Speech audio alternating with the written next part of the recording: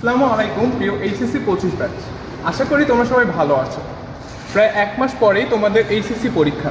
এই এক মাসের প্রিপারেশন বদলে দিতে পারে তোমার নিজের ফলাফল। তাই এখন সময় নষ্ট করার সময় নেই। প্রতিদিন একটা বা দুইটা মডেল টেস্ট সলভ করার চেষ্টা করবে। ঘুম কমানো যাবে না, অন্তত 6 ঘন্টা ঘুমাবা, এটাই ইনাফ। যেহেতু সময় বেশি নেই আর এইচএসসি পরীক্ষা ফেস করতে হবে, তাই আত্মবিশ্বাস আনো।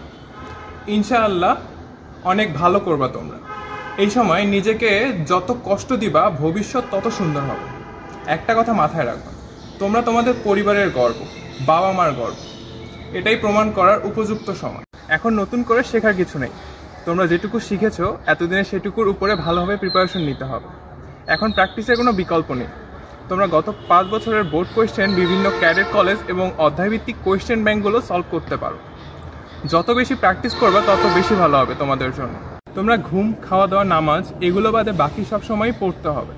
অনেকে বলবে যে 10 ঘন্টা পড়ো, 12 ঘন্টা পড়ো, 14 ঘন্টা পড়ো, এগুলো কোনো কথা না। তোমার ঐচ্ছিক কাজগুলো বাদে প্রত্যেকটা সেকেন্ড কাজে লাগাতে হবে।